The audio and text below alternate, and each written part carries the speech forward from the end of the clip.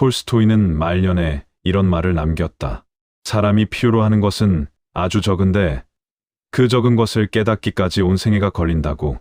그는 러시아에서 가장 넓은 땅을 가진 백작이었고 유럽 전역이 그의 이름 앞에 고개를 숙였으며 한 권의 소설로 시대의 흐름을 바꾼 사람이었다. 그런 사람이 왜 하필 모든 것을 가진 뒤에야 비로소 가장 단순한 질문 앞에 무릎을 꿇었을까? 그대들은 혹시 이런 순간을 겪어본 적이 있는가? 오랫동안 원하던 것을 손에 넣었는데 막상 그것을 쥔 손이 떨리지 않는 순간, 승진을 했는데 기쁘지 않고 집을 넓혔는데 오히려 방 안이 더 허전하게 느껴지는 그런 밤. 분명 앞으로 나아갔는데 마음은 어딘가에 멈춰 서 있는 듯한 그 묘한 감각 말이다. 우리는 보통 이렇게 믿는다. 더 많이 가지면 더 편안해질 거라고. 더 높이 올라가면 불안이 줄어들 거라고. 더 넓은 집, 더 안정적인 수입, 더 확실한 인정. 이 믿음은 너무나 자연스러워서 의심조차 하기 어렵다. 누구도 적게 가지라고 가르쳐 주지 않았고 세상은 언제나 더 많은 것을 향해 달리라고 등을 떠밀었으니까. 그러나 톨스토이의 생애는 이 믿음의 정반대를 증명한다. 진짜 불안은 가지지 못한 데서 오는 것이 아니라 가진 것이 많아질수록 그것을 잃을까 두려워하는 데서 자라난다는 사실을. 소유가 늘어날수록 마음의 방은 좁아지고 지켜야 할 것이 많아질수록 자유는 줄어든다는 역설을. 그는 그것을 머리로 이해한 것이 아니라 온몸으로 부딪혀 깨달았다. 이 이야기는 무소유의 성자가 되라는 설교가 아니다. 오히려 가장 많이 가져본 사람이 왜 가장 적은 것 앞에서 눈물을 흘렸는지 그 여정을 따라가 보는 것이다. 톨스토이가 걸어간 그 길 위에서 우리는 하나의 질문과 마주하게 될 것이다. 나는 지금 내가 가진 것을 위해 사는가?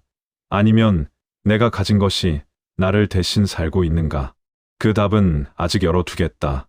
다만 한 가지 미리 말해두고 싶은 것이 있다. 톨스토이가 마지막으로 집을 떠나던 새벽, 그의 손에는 아무것도 들려있지 않았다. 82세의 노인이 어둠 속으로 걸어 나간 그 장면의 의미를, 이 이야기가 끝날 무렵 그대들은 조금 다르게 이해하게 될 것이다. 사람은 누구나 비슷한 순서로 꿈을 꾼다. 어릴 때는 하고 싶은 것을 꿈꾸고, 조금 자라면 갖고 싶은 것을 꿈꾸고, 더 나이가 들면 지키고 싶은 것을 꿈꾼다. 이 순서가 자연스럽다고 느끼는 이유는 세상이 그렇게 설계되어 있기 때문이다. 학교는 더 높은 점수를 요구하고, 직장은 더 큰 성과를 요구하고, 사회는 더 많은 증거를 요구한다. 당신이 괜찮은 사람이라는 증거를. 그래서 우리는 묻지 않는다. 이 방향이 맞는지를, 더 많이 가지는 것이 정말 더 나은 삶인지를. 묻지 않는 이유는 간단하다. 주변의 모든 사람이 같은 방향으로 달리고 있으니까.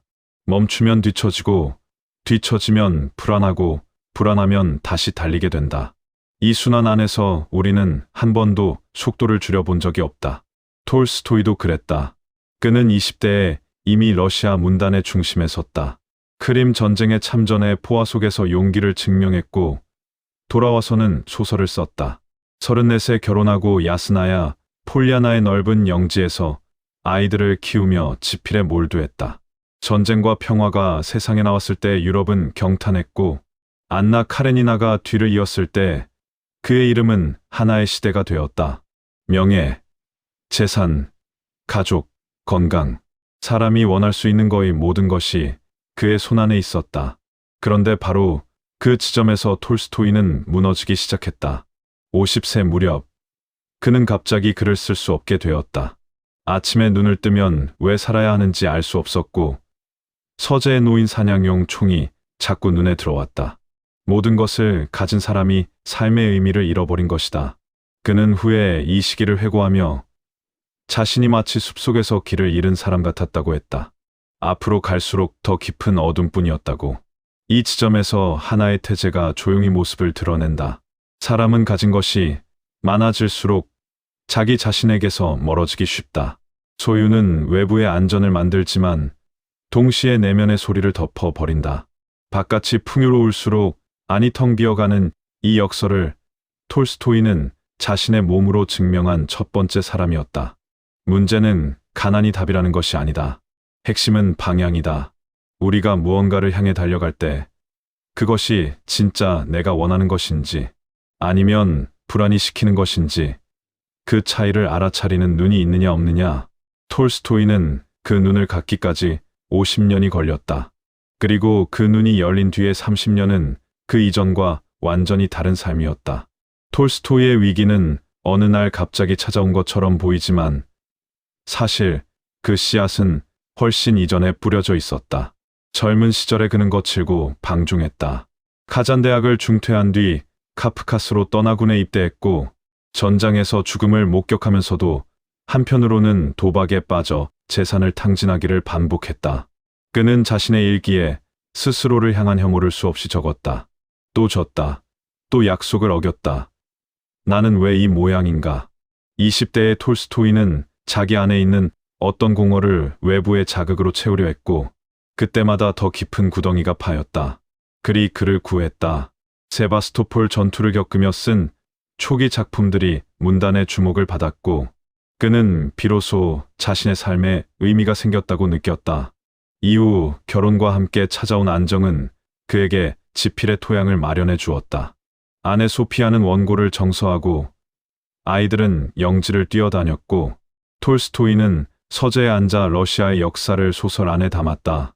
전쟁과 평화를 쓰는 동안 그는 아마 자기 인생에서 가장 충만한 시간을 보냈을 것이다. 그러나 안나 카레니나를 마무리할 무렵부터 균열이 시작되었다. 톨스토이는 소설 속 인물들의 고뇌를 쓰면서 자기 자신의 고뇌와 마주쳤다. 왜 쓰는가? 누구를 위해 쓰는가? 이 명성이 나를 더 나은 사람으로 만들었는가? 질문은 꼬리에 꼬리를 물었고 어떤 대답도 그를 만족시키지 못했다. 영지의 농민들은 굶주리고 있었고 자신은 넓은 저택에서 프랑스산 와인을 마시며 인류의 고통에 대해 글을 쓰고 있었다. 이 모순이 그의 내면을 갈기갈기 찢었다. 50대에 접어든 톨스토이는 근본적인 전환을 시도했다. 소설을 멈추고 철학과 종교에 몰두했다. 교회의 형식적 의례를 비판하고 복음서의 원문으로 돌아가 인간의 삶이란 무엇인가를 처음부터 다시 물었다. 그는 자기 저작의 인세를 포기하겠다고 선언했고 귀족의 생활을 버리고 농민처럼 밭을 갈고 구두를 직접 만들기 시작했다. 가족은 당혹스러워했다. 소피아는 아이들의 미래를 걱정하며 격렬히 반대했고 자녀들은 아버지의 변화를 이해하지 못했다. 여기서 톨스토이의 이야기가 단순한 성자의 전설이 아닌 까닭이 드러난다. 그는 완벽하지 않았다. 아내와 끊임없이 다투었고 자신의 이상과 현실 사이에서 괴로워했으며 때로는 자기 결심을 스스로 배반하기도 했다. 그러나 그는 멈추지 않았다. 넘어질 때마다 다시 같은 질문 앞에 돌아왔다. 나에게 진짜 필요한 것은 무엇인가? 이 물음을 놓지 않았다는 것. 그것이 톨스토이를 단순한 귀족도 단순한 문호도 아닌 자기 삶의 진실과 끝까지 싸운 사람으로 만들었다. 톨스토이가 50년을 헤매고 30년을 더 걸어서 도달한 자리에는 놀라울 정도로 짧은 문장 하나가 기다리고 있었다. 가볍게 서야 멀리 간다. 이것은 짐을 버리라는 뜻이 아니다. 내가 짊어진 것 가운데 진짜 나의 것이 무엇인지 알아보라는 뜻이다. 무게를 줄이는 일은 잃는 것이 아니라 선택하는 것이다. 이 한마디는 이후 여러 장면 속에서 서로 다른 얼굴로 나타날 것이다. 누군가에게는 관계 안에서, 누군가에게는 일 앞에서, 또 누군가에게는 자기 자신과의 대화 속에서. 같은 문장이지만 놓이는 자리에 따라 의미가 달라진다. 지금부터 그 장면들을 하나씩 펼쳐보겠다. 한 사람이 있었다. 40대 중반, 작은 회사를 운영하는 사람이었다. 그는 매일 새벽 5시에 일어나 밤 11시까지 일했다.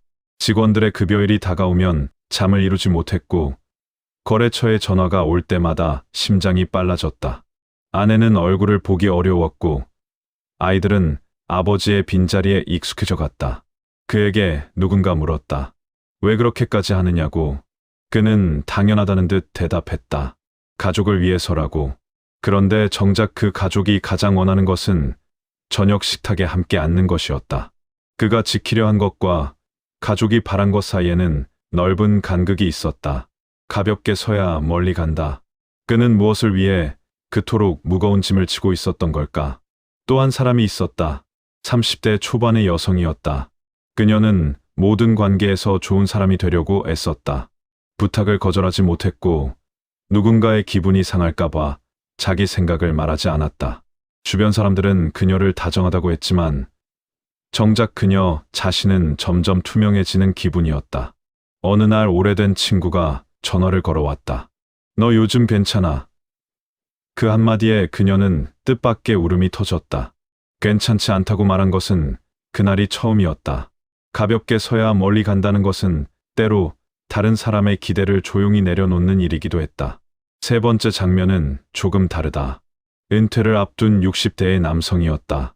평생을 한 분야에서 일했고 나름의 자리를 만들었다. 그런데 은퇴가 가까워지자 두려움이 밀려왔다. 명함이 사라지면 나는 누구인가? 직함이 없으면 사람들이 나를 알아볼까? 그는 자신이 쌓아온 것들이 자기 정체성 그 자체가 되어버렸다는 사실을 깨달았다. 소유와 지위를 걷어내면 안에 남는 것이 무엇인지 그는 그제야 처음으로 들여다보게 되었다. 세 사람의 이야기는 모두 다르지만 공통된 한 지점에서 만난다. 가볍게 선다는 것은 포기가 아니라 정직이다. 내가 진짜 붙잡아야 할 것과 습관적으로 끌고 다니는 것을 구분하는 일이다. 톨스토이도 그 구분을 배우는데 반평생이 걸렸다. 개인의 내면에서 시작된 무게는 관계 안에서 더 복잡한 형태를 띈다. 혼자 짊어진 짐은 혼자 내려놓을 수 있지만 둘 사이에 쌓인 것은 한쪽이 먼저 손을 놓는 것만으로 해결되지 않는다. 톨스토이 자신이 그 사실을 가장 뼈아프게 경험한 사람이었다. 톨스토이와 소피아의 결혼은 처음에 깊은 사랑으로 시작되었다. 결혼 전날 톨스토이는 자기 과거의 방탕한 일기를 소피아에게 모두 보여주었다. 솔직함이 신뢰의 토대가 될 거라 믿었기 때문이다. 그러나 그 일기를 읽은 18살의 소피아가 받은 상처는 이후 수십 년간 두 사람 사이의 가시로 남았다. 진실이 언제나 관계를 낫게 하는 것은 아니었다. 타이밍과 상대의 준비 상태를 헤아리지 못한 솔직함은 때로 폭력이 될 수 있었다. 세월이 흐르면서 두 사람의 거리는 더 벌어졌다. 톨스토이가 재산 포기와 단순한 삶을 선언했을 때 소피아는 13명의 자녀를 키워야 하는 어머니였다. 그녀의 눈에 남편의 변화는 고귀한 결단이 아니라 가족에 대한 반기에 가까웠다. 두 사람 모두 자기 입장에서는 옳았다. 톨스토이는 진실한 삶을 향해 가고 있었고 소피아는 현실의 무게를 홀로 감당하고 있었다. 비극은 두 사람 모두 상대의 무게를 보지 못했다는 데 있었다. 자기 짐의 무게에 사로잡힌 사람은 옆 사람의 어깨가 얼마나 처져 있는지 알아차리기 어렵다. 이것은 부부 사이에서만 벌어지는 일이 아니다. 부모와 자녀 사이에서도 비슷한 패턴이 반복된다. 한 아버지가 있다고 하자. 그는 자식에게 좋은 것을 주고 싶어 밤낮 없이 일한다. 그런데 아이가 정작 원하는 것은 값비싼 선물이 아니라 잠자리에서 들려주는 아버지의 목소리다. 아버지는 더 많이 주려고 더 오래 집을 비우고 아이는 더 자주 비어있는 식탁을 바라본다. 선의가 엇갈리는 순간이다. 무엇을 더 주느냐가 아니라 무엇이 진짜 필요한지를 묻는 것. 그것이 가볍게 서는 일의 관계적 의미다. 직장에서도 마찬가지다. 인정을 얻기 위해 모든 프로젝트에 손을 대는 사람이 있다. 그의 책상은 늘 서류로 가득하고 동료들은 그를 성실하다고 말한다. 하지만 그 성실함의 이면에는 거절에 대한 두려움이 있다. 없으면 안 되는 사람이어야 한다는 강박. 그가 어느 날 용기를 내어 하나의 프로젝트를 내려놓았을 때 놀랍게도 아무 일도 일어나지 않았다. 세상은 무너지지 않았고 동료는 다른 사람에게 그 일을 맡겼을 뿐이었다. 그가 잃은 것은 아무것도 없었고 되찾은 것은 퇴근 후의 저녁 시간이었다. 관계 안에서 가볍게 선다는 것은 상대를 소홀히 한다는 뜻이 아니다. 내가 관계에 가져오는 무게가 선의인지 강박인지를 구분하는 일이다. 톨스토이는 세상을 향해서는 그 구분을 명확히 했지만 가장 가까운 사람 앞에서는 끝내 서툴렀다. 그 서투름이 남긴 상처를 우리는 반면교사로 삼을 수 있다. 가장 먼저 가벼워져야 할 곳은 가장 가까운 사이다. 타인과의 관계를 정돈하는 일은 결국 자기 자신에게로 돌아오는 길과 맞닿아 있다. 다른 사람의 무게를 헤아리려면 먼저 내가 무엇을 지고 있는지 알아야 한다. 내 짐의 정체를 모르는 사람은 남의 짐도 오해한다.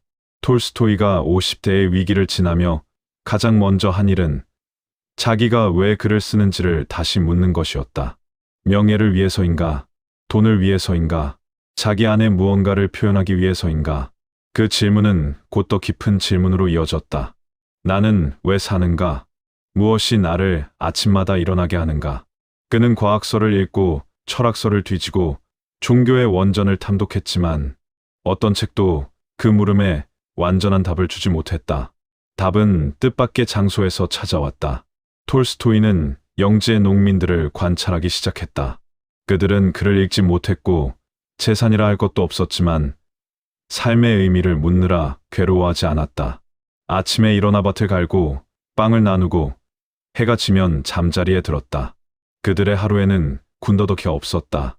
그것이 무지에서 온 평화인지 지혜에서 온 평화인지는 논쟁의 여지가 있지만 톨스토이의 눈에 그들은 자기보다 훨씬 가벼운 발걸음으로 살고 있었다. 여기서 하나의 통찰이 태어난다.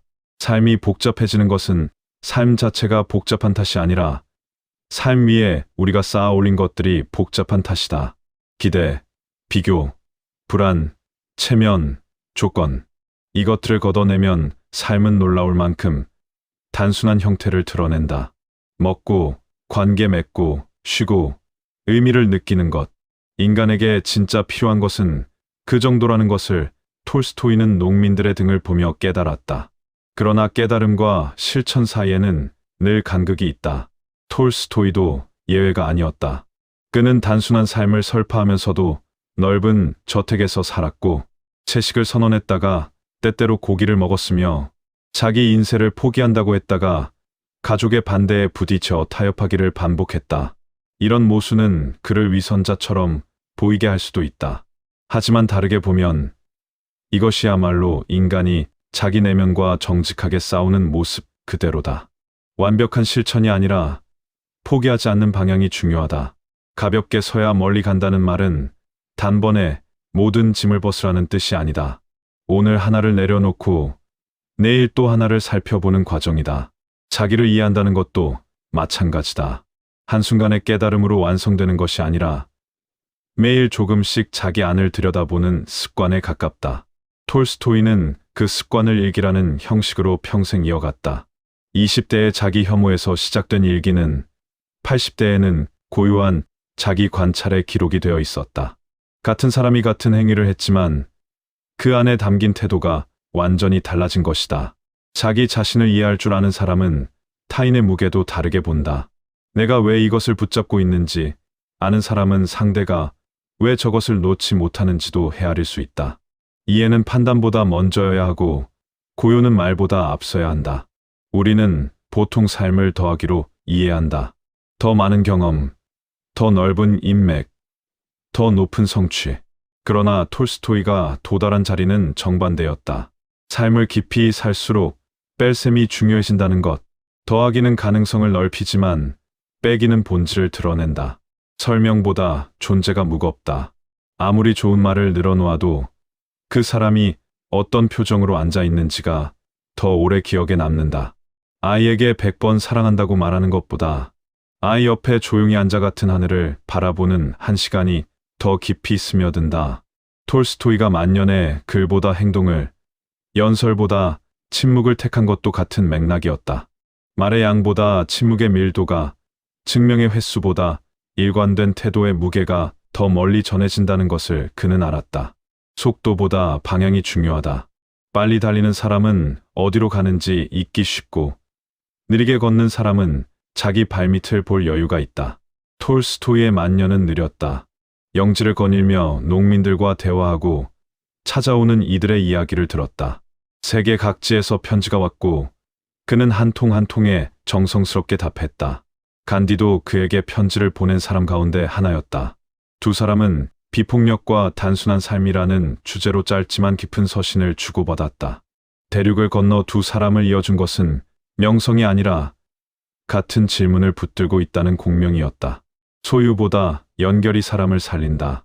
톨스토이는 재산을 포기하려 했지만 가족과의 갈등이라는 대가를 치렀다.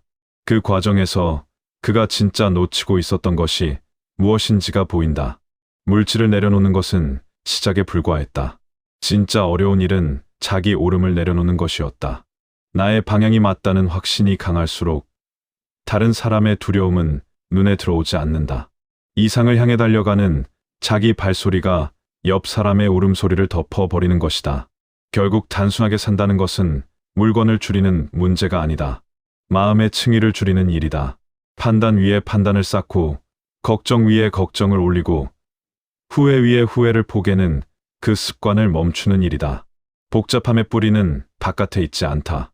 하나의 사건 위에 10개의 해석을 더 씌우는 우리 마음의 작동 방식 안에 있다. 가볍게 서야 멀리 간다는 말이 여기서 한 번 더 모습을 바꾼다. 이것은 발 아래의 무게만이 아니라 머릿속의 무게이기도 하다. 생각을 비운다는 것은 아무 생각도 하지 않는다는 뜻이 아니다. 쓸모없는 걱정과 헛된 비교를 알아차리고 그것을 조용히 내보내는 연습이다. 톨스토이는 명상록이나 체계적인 수행법을 남기지 않았지만 그의 일기가 곧 그의 수행이었다. 매일 밤 자기 안을 들여다보고 오늘의 나를 어제의 나와 비교하는 대신 오늘의 나를 있는 그대로 적었다. 기교보다 진심이 오래간다. 잘 포장된 말보다 서투르지만 솔직한 한마디가 사람의 마음을 연다. 톨스토이의 후기 작품들은 초기의 장대한 서사에 비하면 소박하고 단순하다. 그러나 이반 일리치의 죽음 같은 중편이 100년이 지난 지금도 읽히는 이유는 그 안에 거짓이 없기 때문이다. 인간이 죽음 앞에서 비로소 깨닫는 것의 본질을 꾸밈없이 그려냈기에 시대가 바뀌어도 그 문장은 여전히 살아있다. 1910년 10월 82세의 톨스토이는 새벽 어둠 속에서 야스나야 폴리아나를 떠났다. 오랫동안 갈등해온 아내와의 관계, 자기 이상과 현실 사이의 간극, 그 모든 무게를 더 이상 견딜 수 없었던 것인지도 모른다. 그는 기차를 탔다. 행선지는 정해져 있지 않았다. 도중에 폐렴이 악화되어 아스타포보라는 작은 기차역에서 내렸고 역장의 집에 누웠다. 세계의 기자들이 그 작은 마을로 몰려들었지만 톨스토이는 더 이상 세상의 눈길을 의식하지 않았다. 그가 마지막으로 남긴 말들 사이에는 이런 취지의 문장이 있었다고 전해진다. 다른 사람들은 어떻게 하는지, 다른 사람들은 이것을 세상 사람들의 삶에 대한 걱정으로 읽는 이도 있고, 자기처럼 진실을 찾으려 한 사람들이 어떻게 이 고통을 견디는지에 대한 물음으로 읽는 이도 있다. 정확한 의미는 알 수 없다. 다만 분명한 것은 생의 마지막 순간에도 그는 자기 밖을 향해 눈을 돌리고 있었다는 사실이다. 톨스토이의 생은 모순으로 가득했다. 비폭력을 설파했지만 가족에게는 감정적 폭력에 가까운 고집을 부렸다. 단순한 삶을 외쳤지만 끝까지 복잡한 인간관계 속에 있었다. 겸손을 이야기했지만 자기 확신이 너무 강해서 옆 사람의 목소리를 듣지 못하는 때가 많았다. 그러나 이 모순 자체가 우리에게 주는 교훈이 있다. 완벽한 삶은 없다는 것.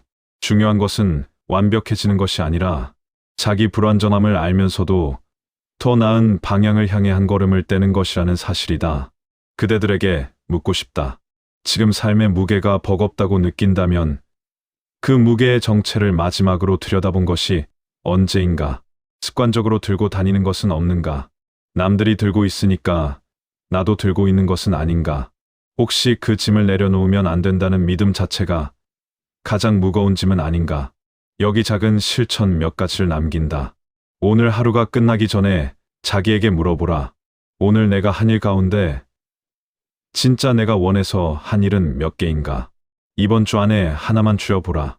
의무감으로 유지하고 있던 약속이든 습관적으로 확인하는 알림이든 체면 때문에 놓지 못하는 관계든 하나만, 그리고 그 빈자리가 주는 감각을 가만히 느껴보라. 그 고요함이 불안이 아니라 안도라면 그것은 애초에 내 것이 아니었다. 삶에서 진짜 남는 것은 무엇일까? 톨스토이는 직접 만든 구두도 남겼고 전 세계가 읽는 소설도 남겼다. 그러나 그가 마지막에 가장 절실히 원했던 것은 그 어느 쪽도 아니었다. 넓은 영지도, 부르의 명성도 철학적 확신도 아니었다. 그는 다만 조용한 방 하나와 정직한 마음 하나를 원했다. 가장 많이 가져본 사람이 가장 적은 것을 갈구했다는 이 사실 안에 이 이야기의 모든 것이 들어있다. 도입에서 던졌던 질문을 다시 꺼내본다. 나는 지금 내가 가진 것을 위해 사는가? 아니면 내가 가진 것이 나를 대신 살고 있는가? 그 답은 여전히 각자의 몫이다. 다만 톨스토이가 82년의 생애를 통해 증명한 것이 하나 있다. 가볍게 서야 비로소 멀리 갈 수 있다.